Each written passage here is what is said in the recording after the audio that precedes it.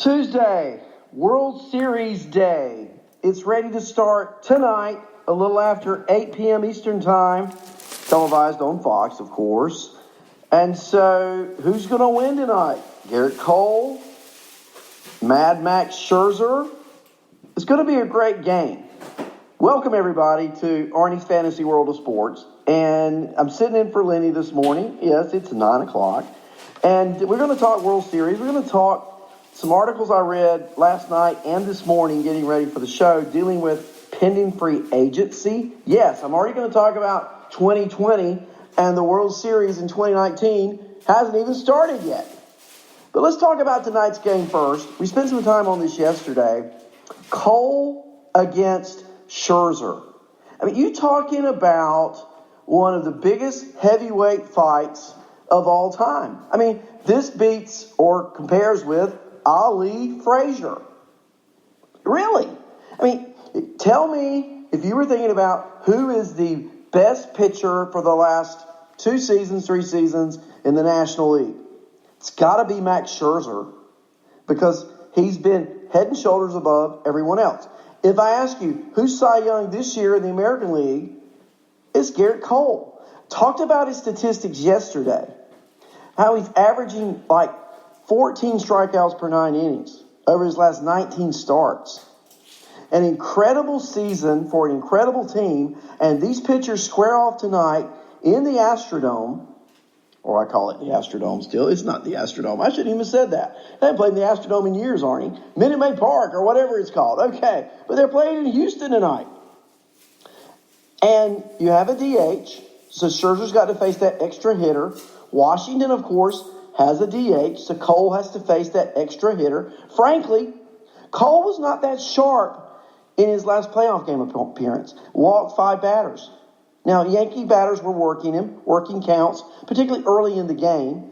And I expect, scouting that game, Washington scouts have coached their players to make sure they swing in the strike zone.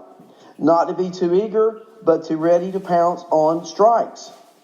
So I'm not going to say they're going to sit here and take pitches. I am going to say if they see strikes, fastballs in the zone early in the count, I'll look for Washington to go after them. Who's key tonight? Well, I mean, everybody's key. The top of the order, sure. But what about the bottom of the order for these teams?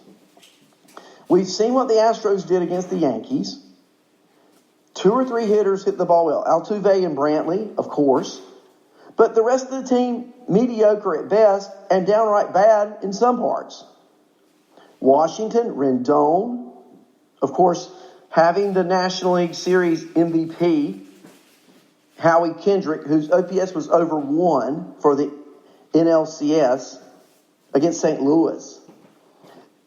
Those bats, I think, early in the count with Eaton, with Turner, with Rendon, with Howie Kendrick, I think you're going to get good, solid bats up and down those national orders. I'm not going to be shocked.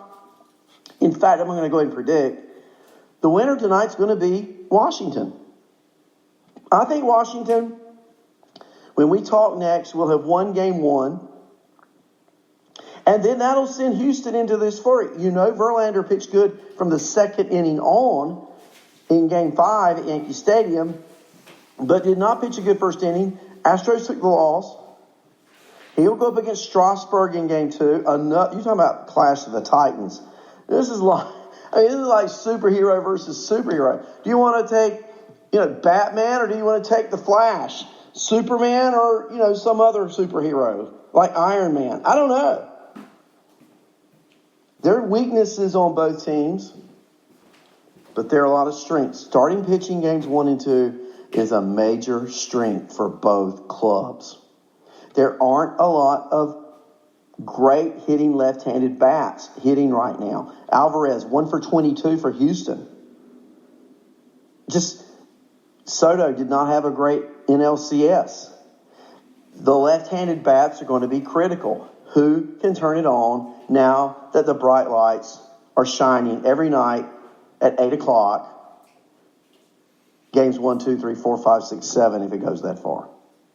So, I'm looking for both pitchers to go deep. I don't think this will be a bullpen game. I think you will have bullpen use. But I think the starting pitchers will go deep into the game. Who makes the first mistake? Who says uncle first? Could be the difference. Scherzer's pumped up. He's got an under 2 ERA so far in the playoffs. Seems to have overcome his back nemesis. And I look for him to pitch the game of his life. The Washington Nationals, Montreal Expos organization, their first time ever in the World Series. But it's not the first go-around for Scherzer. He pitched in the series against the Giants for the Tigers back in 2012. He's been on the big stage. He's been the best that they have. And I think that's what we're going to see tonight in Houston. So I want to take a few minutes and look at some things I was reading about free agency for 2020. Some of these articles, I read them and I thought, you gotta be kidding me, okay? But I was reading an article in the New York Post. Yankees, of course, are smarting from losing to the Astros in the ALCS. They didn't make the World Series at all in the decade of the tens. First decade in their history, they didn't make the World Series in a decade. And now they're going into a pivotal offseason. Cashman's got to make some moves. Ace right-hander Garrett Cole, certainly a target. But Joel Sherman said in an article for the New York Post, he thinks it's a great idea for the Yankees to go after Frankie Lindor. Now, Didi Gregorius is a free agent.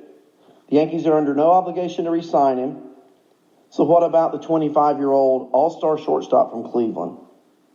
If the Yankees are ready to win now, Sherman said, a switch-hitting shortstop, I'm quoting, switch-hitting shortstop with power, speed, defensive excellence, and a proven postseason fearlessness. Now, Lindor can become a free agent after the 2021 season, and the Indians CEO, Paul Dolan, has admitted it will really be a challenge to sign him to a contract where he's going to demand north of $30 million a year. The Yankees have a shortstop need. I don't think Gleyber Torres is a shortstop. I think Gleyber Torres is a second baseman. If they were to go after Lindor, then they could keep DJ LeMahieu at first, Torres at second. They may try to re-sign Gregorius, but any way you turn, if they could make a trade and not give up the house for Frankie Lindor, interesting move that would be for the Yanks. Strasburg. Talked about it yesterday's show that Strasburg is a not free agent after this season, but he has the option to opt out of his contract. Best season of his career, 209 innings. He's going to pitch game 2, a 3.32 ERA, 251 strikeouts. He's 31. He's got an injury history. Healthy this year, though. His current deal is $100 million over 4 years. If he becomes a free agent, here's the thing. We've seen pitchers sit out there. Dallas Keuchel, Exhibit A. And he's going to make $25 million if he doesn't opt out. Now, Scott Boras is his agent. So I would not be shocked to see him opt out. I think it's a bad move if he does. I think he should stay put, pitch under the $25 million contract. That would give him 2 straight years, if he makes it, of a healthy seasons. And I think then, at 32, he's just as valuable as he is this season at 31. Want to say good morning to the chat room. Donkey Okie. Donkey Okie says Washington wins the non-Cole and Verlander games. Hey, could be. I think they win a Cole and Verlander game, and that's why I'm picking them to win the World Series. What's the chat room think? Who do you guys think wins the series? DK Luce, good morning. Doug Boyle, Mike Table, Timothy Hooker, Zelmo. And Zelmo, I love the icon with the Expo cap. And I remember yesterday. So I think Zelmo's on board with me picking the Nationals. What do the rest of you guys think? So let's just chime in the chat room. Let's see who you guys think is going to win the World Series. Is it going to be Washington? Is it going to be Houston? Those are your only 2 choices, guys. So give me some feedback on that this morning, and we'll keep the discussion going with Strasburg and the other free agents. But DK Luce says I got to go Stros. Okay, so we got to mix it up, right? If we all agree it's not much fun, we got to admit these two guys are, teams are just incredible. Donkey Okie says he thinks Strasburg can beat Verlander. Thinks Scherzer will choke, and see that's where we differ. I think Scherzer will pitch a great game tonight. I think Mad Max will have his A game on tonight. I really do. The time off, and he's had time to sit there and brew about it. We'll see. It's whatever. It's going to be a great game. I got a dog in the fight. My team's out, so now I just get to sit back and watch and enjoy it. Clayton Kershaw, let's use him as an example. Last offseason, he used his opt-out power to land a new 3-year deal. He got $93 million. $31 million a year, overpaid. Kershaw's not worth $31 million. Dodgers way overpaid. Previously, Kershaw had 2 years and $65 million left on his contract, so he got basically another year. Strasburg could do something like that. Try to get another year or two added on at $25 million a year. Now, if he could get a 3-year deal starting next year for $75 million, sure. So maybe that's what he does. I don't see him leaving Washington. I don't see him leaving money on the table, if you will.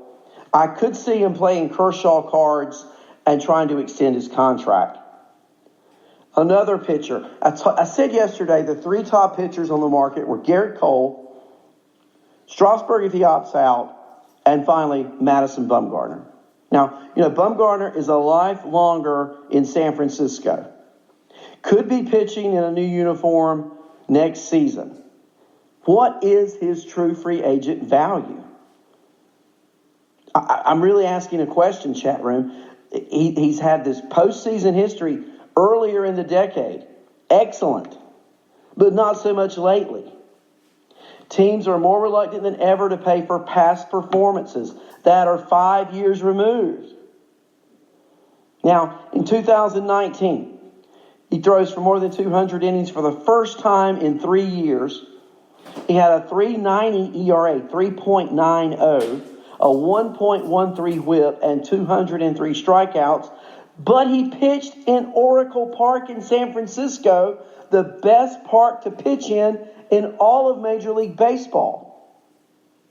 I was reading something about what if we adjust his ERA, allowing for ballpark adjustments. I don't know how they do that.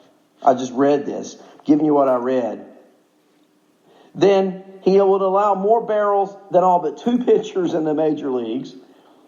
And his ERA this past season, this is actual, away from Oracle Park, was 5.29. Now, I said yesterday there were 2 other starters on free agency that are intriguing to me, or really 3. Zach Wheeler, Hyun-Jin Ryu, and Rich Hill. Hill's going to get hurt. Ryu, do you really have confidence in him going all year? And Zach Wheeler has been the model, the poster boy for Mr. Inconsistent. I tell you a pitcher I really like that kind of sneaks in on you. Joe Odorizzi. Throws a heavy sinker, strikes out some batters, doesn't get a lot of fanfare. He's had a clean history, pretty much injury-wise. He's not going to demand the money of a Zach Wheeler or a Bumgarner. And I think Odorizzi could be the steal of this free agency. I really do.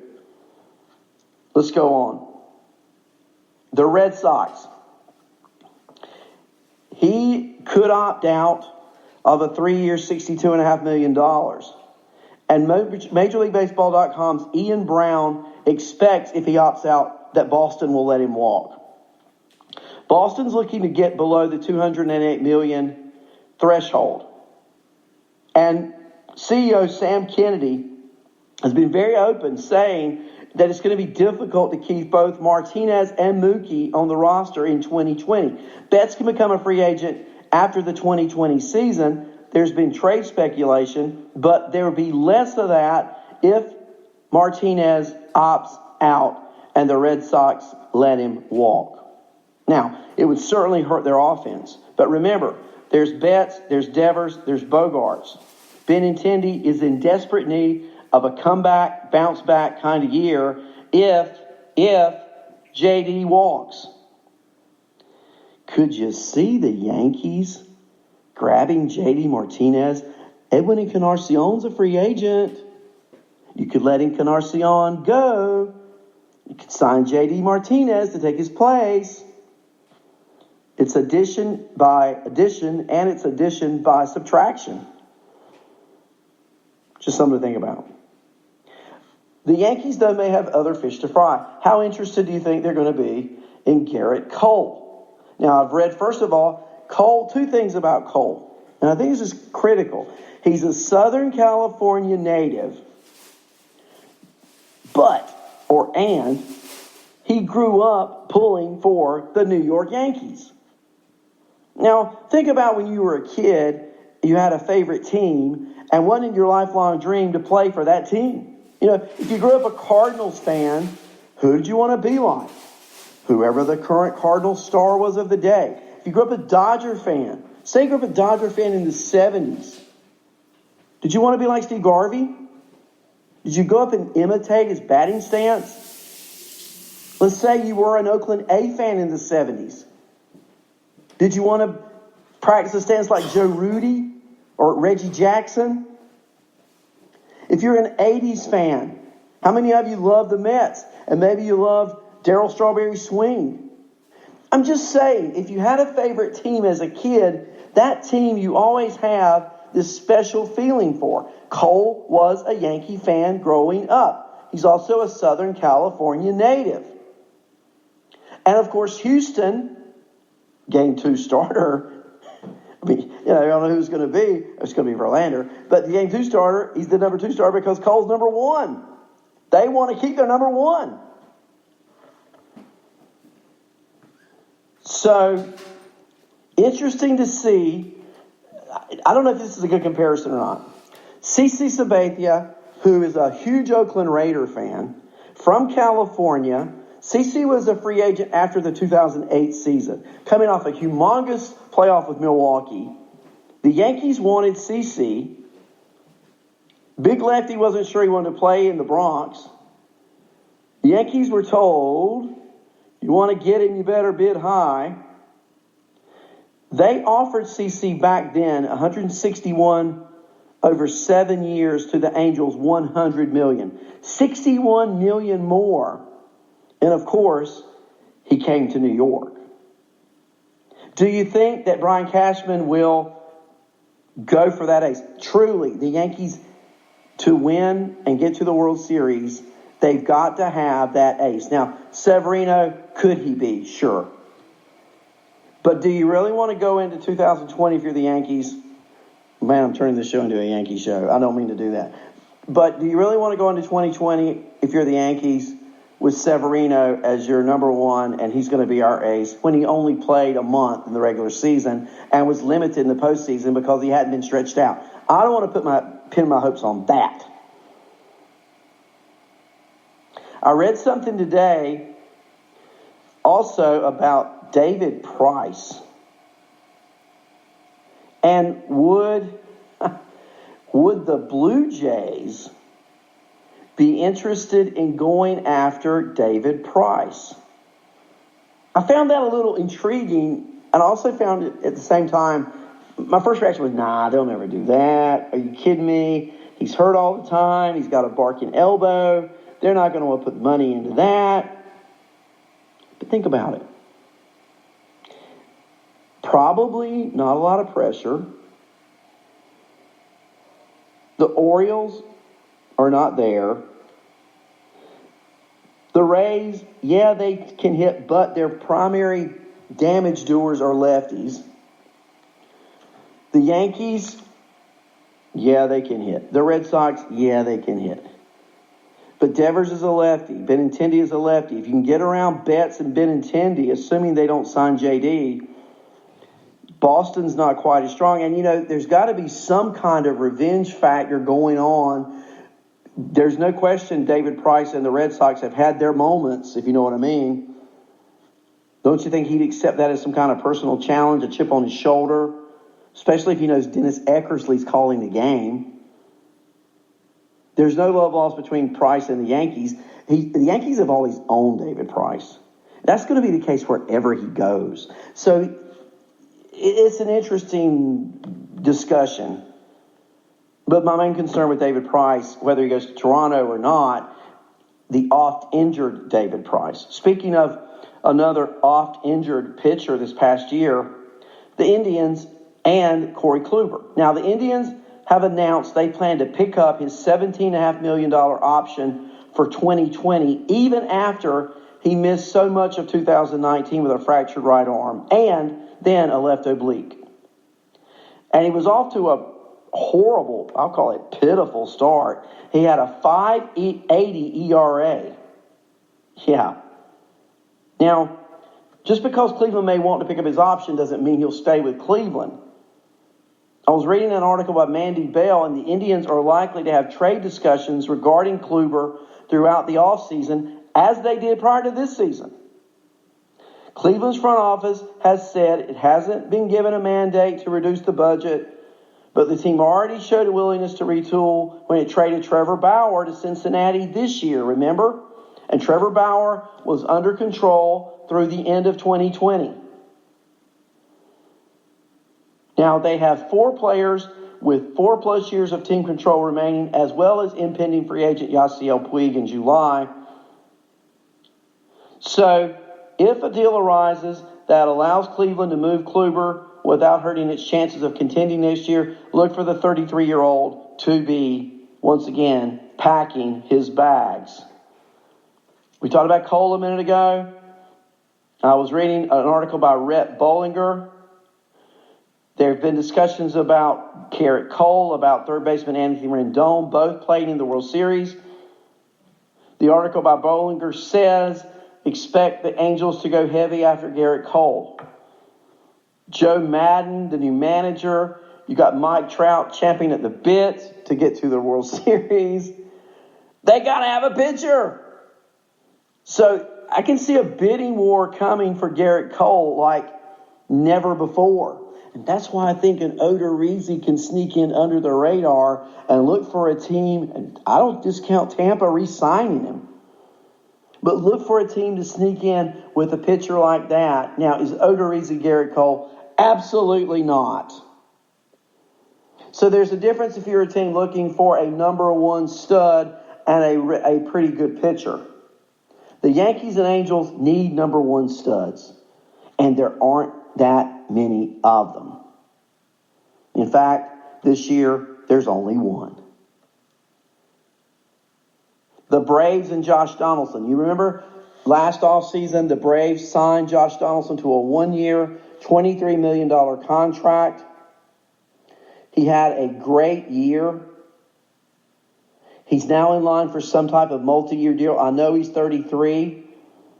Reading Mark Bowman, he stated, quote, anything from the 3rd year and beyond has to be viewed as a necessary cost, end of quote. Will the Braves try to re-sign, if you will, Donaldson to more than a 3-year deal? Remember, he's 33, and for the past 3 years prior to this one, he was injured more than he played. Austin Riley had a great start to his career, and you talk about falling off. It was like the old days of Columbus when they thought you fell off the edge of the earth. That's what they thought might have happened to Austin Riley this year. But they found him in AAA, but he never got back to even close to the form of May and June. Now, since the 2013 offseason, 6 years ago, Atlanta has signed only 1 free agent. How about that? Nick Markakis in December of 2014 to a 4-year deal. So that was Atlanta then. This is now. They're in a winning attitude, a winning frame of mind. I really don't know what they'll do with Josh Donaldson. But those are some thoughts. The Twins are shopping Eddie Rosario. Aaron Gleeman of The Athletic suggests that Minnesota could put him on the trade block, trying to improve other areas of their roster. They need pitching. Odorizzi, Gibson, and Pineda are all headed to free agency. Martin Perez, with a $7.5 million club option, could join them. So will they or won't they try to deal the left-handed hitting Rosario? One more note. Rangers shortstop Elvis Andrus doesn't plan on opting out of his contract with 3 years and $43 million remaining. I don't blame him. He could have opted out. He's not planning to do so. I think that's a great decision by Andrus. He's in a great hitting park. He's found a groove in the last season with Texas. I had him on a fantasy team 2 years ago, and he was not good. This past year, very good. If it ain't broke, don't fix it. A.J. Hinch has set his rotations for games 1 through 3. He did that yesterday on Monday. Garrett Cole will start game 1 against Scherzer, and then that'll be tonight, followed by Verlander in game 2 against Strasburg. Both of those games at Minute Maid Park, not the Astrodome, as I said earlier. When the series shifts to Washington, Greinke's going to start game 3. The Nationals have yet to name a starter beyond game 2. Now, Hinch has not announced which pitcher would start game 4 on Saturday. He said it will either be Brad Peacock or rookie Jose Urquidy, and what's likely to be a bullpen game. Now, maybe he's not saying that because I said this on yesterday's show. What if Houston is down 3-0 when game 4 hits on Saturday with Cole pitching tonight? That would give Cole 3 days rest. He would have to come back on short rest. But if they're down 3-0, bet your sweet Bippy is going to be Garrett Cole in game 4. Here's something interesting. In the regular season and postseason, the Astros were 55-19 this year in games started by both Cole and Verlander, and they were 59-40 in games started by anyone else. So clearly the Astros are better when Cole and Verlander are on the mound. That took a lot of rocket science to figure out. And that's why if they're down going into game 4, I got to believe Cole comes back on short rest. Now, a player that had a very poor ALCS, and I look for him to try to rebound, is going to be Alex Bregman. Okay? Certainly during the regular season, he was in every AL Most Valuable Player discussion. But in the ALCS against the Yankees, he only hit 167. He only had a 2.22 slug. Only 1 RBI in 26 plate appearances. That's right. 1 RBI in 26 plate appearances. He did draw 7 walks, so his OBP was 423. He was quoted as saying, "I played very mediocre." He thought he commanded the strike zone. He chased pitches that he shouldn't have with runners in scoring position. He realizes that he walked a lot, but he thinks his mechanics were off. Now, here we are in late October, October 22nd. How much tinkering does a player like Alex Bregman do with his mechanics right before the eve, yesterday when he said this, of the World Series? Are you kidding me? Look, Alex, you're a superstar. Go out there. Real simple. See the ball, hit the ball. See the ball, hit the ball, and hit it hard. Here's why. Bregman's got to control that strike zone. He's going to be facing some quality pitching. And when he faces Patrick Corbin's slider, Strasburg's changeup, Corbin's slider gets a lot of swings and misses below the zone. Strasburg's changeup comes down into righties and away from lefties, and it can be a strike or a ball at the bottom of the zone. Look for Bregman to be aggressive. Look for him to try to get back on track. Now, Bregman did say at the press conference on Monday, Jose Altuve and Will Harris were the only Astros who played outstanding in the ALCS against the Yankees, and believes that their best baseball is yet to be played. Let's see what the Nationals say about that. And, tonight it's going to be Max Scherzer facing Bregman, Carlos Correa, Yuli Gurriel, and Jordan Alvarez. They've never faced Scherzer in their careers. Bregman, Correa, Gurriel, Alvarez. Just as much so, Nats sophomore star Juan Soto has never faced Cole or Verlander. Greinke did face the Nationals earlier this year in June, a long time ago. He was still with Arizona. So you've got, unlike other series, is you don't have familiarity. You know, you always say familiarity breeds contempt. Well, in baseball, familiarity a lot of times breeds success. But there's not a lot of familiarity here. I say game one, first time around, advantage pitchers. And that's why I think tonight's game is going to be a very low scoring.